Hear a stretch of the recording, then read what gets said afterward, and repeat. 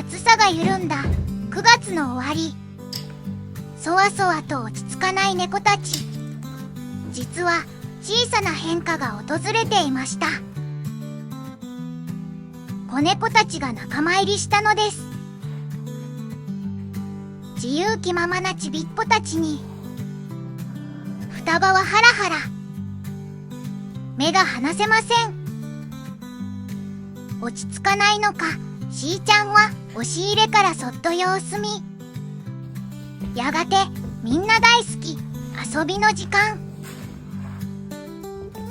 元気がはじける子猫たちに大人組はタジタジ。しーちゃんは今度はキャットタワーのてっぺんへ。高みから静かに様子を見守ります。子猫たちに慣れるまでもう少し時間がかかりそうです。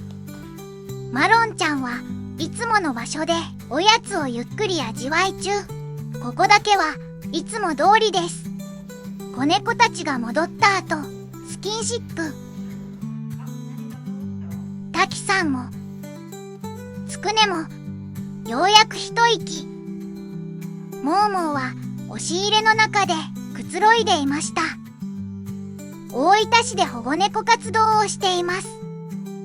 チャンネル登録での応援お願いします。